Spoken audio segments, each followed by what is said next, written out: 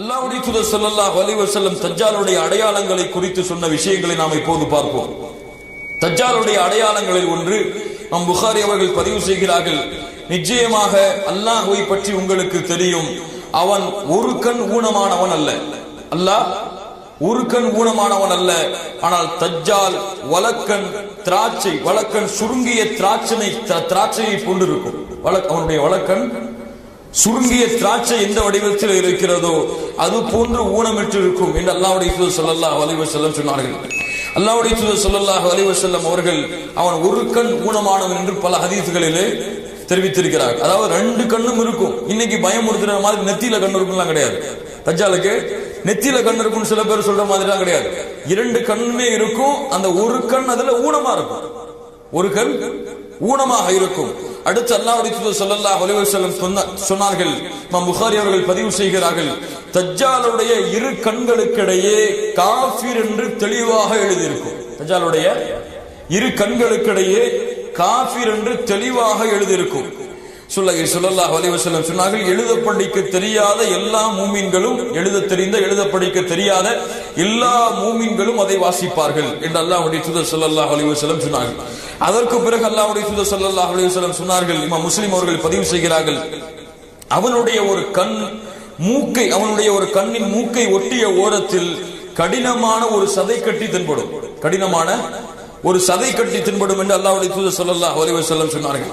இன்னும் பல அவன் சிவந்த நிறமுடையவனாக இருப்பான், வெள்ளை கலந்த சிவந்த வெள்ளை கலந்த சிவந்த நிறமுடையவராக இருப்பான் என்று அல்லாஹ்வுடைய தூதர் ஸல்லல்லாஹு அலைஹி வஸல்லம் அவர்கள் சொன்னார்கள். இப்போ தமீமுத்தாரி அறிவிக்கக்கூடிய ஹதீஸை நாம் இப்போது பார்ப்போம். ஸல்லல்லாஹு அலைஹி வஸல்லம் அவர்கள் ஒரு முறை சொன்னார்கள், அஸ்ஸலாத்துல் ஜாமிஆ, தொழுகைக்கு நீங்கள் விரைந்து ஜமாஅத்துடைய தொழுகைக்கு வாருங்கள். அதாவது ஃபர்தான தொழுகை இல்லை, இது விசேஷமான ஒரு தொழுகை, ஜமாஅத்துடைய தொழுகைக்கு நீங்கள் விரைந்து வாருங்கள் என்று அல்லாஹ்வுடைய தூதர் ஸல்லல்லாஹு அலைஹி வஸல்லம் அறிவிப்பதை செவியுற்று நான் பள்ளிவாசலுக்கு சென்றேன். ரசூலுல்லாஹி ஸல்லல்லாஹு அலைஹி வஸல்லமோடு தொழுது முடித்ததும் நபி ஸல்லல்லாஹு அலைஹி வஸல்லம் சிரித்துக் கொண்டு மிம்பரில் அமர்ந்திருந்தார்கள். ஒவ்வொருவரும் தொழுத இடத்திலே அமர்ந்திருந்தார்கள். ரசூலுல்லாஹி ஸல்லல்லாஹு அலைஹி வஸல்லம் அவர்கள், நான் உங்களை ஏன் கூட்டினேன் என்பதை நீங்கள் அறிவீர்களா என்று கேட்டார்கள். இப்ப சஹாபாக்கெல்லாம் சொன்னாங்க, அல்லாஹு வ ரசூலுஹு அஅலம், அல்லாஹ்வும் அல்லாஹ்வுடைய தூதரும் தான் நன்கறிந்தவர்கள். அப்போது சொன்னார்கள், அச்சமூட்டவோ ஆர்வமூட்டவோ உங்களை நான் கூட்டவில்லை. தமீமுத்தாரி அவர்கள் கிறிஸ்தவராக இருந்தார், அவர் இஸ்லாத்தை ஏற்றுக்கொண்டார். தஜ்ஜால் பற்றி நான் உங்களுக்கு கூறி வந்ததற்கேற்ப அவர் ஒரு செய்தியை என்னிடத்திலே கூறினார். அவர் என்ன சொன்னார் என்றால், லக்கும் சுகாம் ஆகிய கோத்திரத்தை சேர்ந்த 30 நபர்களோடு நான் கடலிலே பயணமானேன். ஒரு மாதம் அலைகளால் நாங்கள் அலக்கடிக்கப்பட்டோம். ஒரு மாதம் கடல் அலைகளால் நாங்கள் அலக்கடிக்கப்பட்டுக் கொண்டிருந்தோம். சூரியன் மறையும் நேரத்தில் ஒரு தீபகற்பத்தில் நாங்கள் ஒதுங்கினோம். நல்ல கவனமா கேளுங்க, இதுல இருந்தான் கேள்வி வரும் அதிகமா. தீபகற்பத்திலே நாங்கள் ஒதுங்கினோம். சிறு கப்பலில் ஏறி தீபகற்பத்தை நுழைந்தோம். அங்க வேறொரு கப்பல்ல ஏறி தீபகற்பத்தை நாங்கள் அடைஞ்சிட்டோம். அப்போது அதிகமான மயிர்களை கொண்ட ஒரு பிராணி எங்களை எதிர்கொண்டது, எங்களை அழைத்தது. அதிகமான மயிர்கள் இருந்ததால் அப்பிராணியின் மலப்பாதை எது, சிறுநீர் பாதை எது என்று எங்களுக்கு அடையாளம் தெரிய முடியாத அளவுக்கு அதிகமான மயிர்கள் அந்த விலங்கினத்திற்கு இருந்தது. அப்போது நான் உனக்கு கேடு உண்டாகட்டும், நீ என்ன பிராணி என்று கேட்டோம். அப்போது நான் ஜஷஷா என்ற பிராணி கூறியது, நீங்கள் இந்த மடத்தில் உள்ள மனிதனிடம் செல்லுங்கள், அவர் உங்களை பற்றி அறிவதில் மிக ஆர்வமுடையவராக இருக்கிறார் என்று கூறி அனுப்பியது. அப்போது நாங்கள் வேகமா போய் அந்த மடாலயத்தை அறிஞ்சோம். அப்போ ஒரு பருமனான ஒரு மனிதனை பார்த்தோம், நல்ல குண்டா ஒரு மனிதன். அவனை போன்ற ஒரு படைப்பை இதுவரை நாங்கள் பார்த்ததே இல்லை. அவனுடைய கரண்டை கால்களும் முட்டுக்கால்களும் இரும்பினால் கட்டப்பட்டிருந்தது, கரண்டை கால்களும் முட்டுக்கால்களும் இரும்பினால் கட்டப்பட்டிருந்தது. கழுத்துடன் தலை சேர்ந்து கட்டப்பட்டிருந்தான். உனக்கு கேடு உண்டாகட்டும், ஏன் இந்த நிலை என்று கேட்டோம். அப்போது அந்த மனிதன், என்னை பற்றி அறிய சக்தி பெற்று விட்டீர்கள், எனவே நீங்கள் யார் என்று கேட்டான். நான் அரபியர்கள் என்று கூறியவுடன் நாங்க எப்படி வந்தோம்னு சொல்றோம். அப்ப இந்த விலங்கினம் எங்களை பார்த்துச்சு, உங்கள்ட்ட அனுப்பிச்சோம் நாங்க சொன்னோம். யார் அறிவிக்கிறார்? தமீமுத்தாரி சொல்லிக்கிட்டே வராங்க. சொல்ல அப்படி சொல்றாங்க. அப்போ சொன்னா, பைசான் என்ற இடத்தில் பேரிச்ச மரங்கள் பலன் தருகின்றனவா? அவன் கேட்ட முதல் கேள்வி. அப்போது சொன்னார்கள், ஆம், பலன் தருகிறது. அப்ப சொன்னா தஜ்ஜால், விரைவில் அங்குள்ள மரங்கள் பயனளிக்காமல் போகும், விரைவில் அங்குள்ள மரங்கள் பயனளிக்காமல் போகும். தபர்ரியா என்ற ஏரியை பற்றி எனக்கு கூறுங்கள் என்று இரண்டாவது கேள்வி கேட்கிறான். அப்போது அதில் தண்ணீர் உள்ளதா என்று கேட்டான். அதில் அதிகமான தண்ணீர் உள்ளது என்று நாங்கள் கூறினோம். அதற்கு அவன் விரைவில் அந்த தண்ணீர் வற்றும் என்று கூறினான்.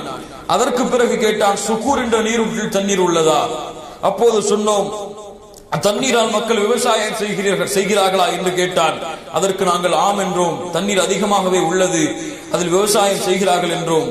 அதற்கு பிறகு அவன் கேட்டான், உம்மி சமூகத்தில் தோன்றக்கூடிய நபியின் நிலை என்ன என்று கேட்கும் பொழுது, அவர் தோன்றிவிட்டாரா, அவர் மக்காவில் இருந்து மதீனாவிற்கு வந்து விட்டாரா என்று கேட்டான். நாங்கள் ஆம் என்றோம். அரபுகள் அவருடன் போர் செய்தார்களா என்று கேட்டான். நாங்கள் ஆம் என்றோம். அதற்கு பிறகு நீங்கள் அவருக்கு கட்டுப்படுவதே நல்லது என்று கூறினான். நான் இப்போது என்னை பற்றி கூறுகிறேன் என்று கூறி, நான் தான் தஜ்ஜாலாவேன், வெகு விரைவில் எனக்கு அனுமதி வழங்கப்படலாம், அப்போது நான் வெளியே வருவேன், பூமி முழுவதும் பயணம் செய்வேன், 40 நாட்களில் எந்த ஊரையும் நான் அடையாமல் இருக்க மாட்டேன். ஆயினும் மக்கா மதீனா ஆகிய இரு ஊர்களை தவிர அவ்விரு ஊர்களிலும் எனக்கு விளக்கப்பட்டுள்ளன. நான் நுழையும் போதெல்லாம் ஒரு மலக்கு தன்னிடத்தில் இருக்கக்கூடிய வாளை வைத்துக் கொண்டு என்னை விரட்டி கொண்டே இருப்பார். இரு ஊரிலும் என்னால் நுழைய முடியாது என்று கூறி அல்லாஹ்வுடைய தூதர் ஸல்லல்லாஹு அலைஹி வஸல்லம் இடத்திலே இந்த சம்பவத்தை கூறுகிறார்கள். அதற்கு பிறகு ரசூலுல்லாஹி ஸல்லல்லாஹு அலைஹி வஸல்லம் தன்னுடைய கைத்தடியால் சொல்லிக் கொண்டது ரசூலுல்லாஹ் மிம்பர்ல தட்டுறாங்க, இது மதீனா தைபா தூய நகரம், இது தைபா தூய நகரம், இது தைபா என்று கூறிவிட்டு, இதே விஷயத்தை முன்பே நான் உங்களிடம் கூறியிருக்கிறேன் அல்லவா என்று மக்களிடத்திலே கேட்டார்கள். மக்கள் ஆம் என்று சொன்னார்கள். அறிந்து கொள்க, நிச்சயமாக அவன் ஷாம் நாட்டின் கடல் பகுதியில் இருக்கிறான், அவன் யமன் நாட்டில் கடல் பகுதியில் இருக்கிறான், இல்லை இல்லை அவன் கிழக்கு திசையில் இருக்கிறான் என்று 3 முறை அல்லாஹ்வுடைய தூதர் ஸல்லல்லாஹு அலைஹி வஸல்லம் கூறினார். இந்த அறிவிப்பு இதோடு முடியுது. அப்ப தஜ்ஜாலை பற்றி அல்லாஹ்வுடைய தூதர் ஸல்லல்லாஹு அலைஹி வஸல்லம் கூறிய அடையாளங்கள் இதுதான். அவன் தன்னை கடவுள் என்று வாதிடுவான், பல அற்புதங்களை நிகழ்த்துவான். வானத்திலிருந்து மழையை பொழிய வைக்க சொல்லுவான், மழை பொய்யும். பூமியிலிருந்து தாவரங்களை விளைவிக்க சொல்லுவான், விளைவிக்கும். ஒரு மனிதனை கூப்பிட்டு வெட்டுவான், அவன் உயிர் போகும், மறுபடியும் அழைப்பான், உயிர் வரும். இப்படி பல அதிசயங்களை இந்த தஜ்ஜால் ஏற்படுத்துவான். இன்னும் பல அதிசயங்கள், குஷ்ண நோய்களை போக்குவான், சூனியத்தை எடுப்பான், பல அதிசயங்களை இவன் நிறைவேற்றுவான். இவனுக்கு பின்னால் அதிகமாக துருக்கிகள் செல்லுவார்கள். இவனுக்கு பின்னால் அதிகமாக துருக்கிகள் செல்லுவார்கள், அதிகமாக பெண்கள் செல்லுவார்கள். இவனுடைய அதிசயத்திற்கு பின்னால் யார் செல்லுவார்கள்? அதிகமாக பெண்கள் தான் சொல்லுவார்கள். இன்னும் பார்க்கிறோம், யாராவது ஒரு மேஜிக்கை காமிச்சிட்டாலே பெரிய அவுளியா ஆன மாதிரி அவர் பின்னாடி பெண்கள் கூட்டம் போறதை பார்க்கிறோம். இதை பார்த்தவுடன், பெண்கள் கூட்டம் அதிகமாக பார்த்ததை உடன் ஆண்கள் எல்லாம் வீடுகளுக்கு வேக வேகமாக வந்து தங்களுடைய மனைவிமார்களையும் தங்களுடைய பிள்ளைகளையும் கயிற்றால் கட்டி விடுவார்கள். எங்க போயிருவாங்களோன்னு பயந்து கயிற்றாலும் கம்பிகளாலும் அவர்களை கட்டி பிணைத்து விடுவார்கள். அந்த அளவு இவனுடைய குழப்பம் இருக்கும். இவனை பலஸ்தீனிலே ஒரு இடத்திலே வைத்து, துர் என்ற ஒரு இடத்திலே, லுத் என்ற ஒரு இடத்திலே வைத்து ஈசா அலைஹிஸ்ஸலாத்து வஸ்ஸலாம் அவர்கள் கொல்லுவார்கள் என்று அல்லாஹ்வுடைய தூதர் ஸல்லல்லாஹு அலைஹி வஸல்லம் அவர்கள் சொன்னார்கள். இது போதும் தஜ்ஜாலை பற்றி நாம் தெரிந்து கொள்வதற்கு. தஜ்ஜாலை விட்டு பாதுகாப்பதற்காக அல்லாஹ்வுடைய தூதர் ஸல்லல்லாஹு அலைஹி வஸல்லம் அவர்கள் 4 விஷயங்களை சொன்னார்கள். ஒன்று, தஜ்ஜாலை விட்டு பாதுகாப்பதற்கு முதலாவதாக ஈமான் இருக்க வேண்டும். இரண்டாவது, ஒவ்வொரு அத்தஹியாத்துடைய தொழுகையிலும் அல்லாஹ்வுடைய அத்தஹியாத்துடைய நிலைமையில் அல்லாஹ்வுடைய தூதர் ஸல்லல்லாஹு அலைஹி வஸல்லம் தஷஹ்ஹுடைய அந்த நிலைமையில் அல்லாஹும்ம இன்னி அஊது பிக மின் ஃபித்னத்தி மஸீஹ் தஜ்ஜால் என்ற ஒரு துஆவை அல்லாஹ்வுடைய தூதர் ஸல்லல்லாஹு அலைஹி வஸல்லம் ஒவ்வொரு தொழுகையிலும் ஓதினார்கள், ஓதச் சொன்னார்கள். இது இரண்டாவது. மூன்றாவது, சூரத்துல் கஹ்ஃபுடைய முதல் 10 வசனங்களையும் கடைசி 10 வசனங்களையும் யார் மனனம் செய்கிறார்களோ அவர்களுக்கு தஜ்ஜாலுடைய சோதனையிலிருந்து பாதுகாப்பு கிடைக்கும் என்று சொன்னார்கள். தஜ்ஜாலை நீங்கள் கண்டால் சூரத்துல் கஹ்ஃபுடைய முதல் 10 வசனங்களை நீங்கள் ஓதுங்கள் என்று அல்லாஹ்வுடைய தூதர் ஸல்லல்லாஹு அலைஹி வஸல்லம் சொன்னார்கள்.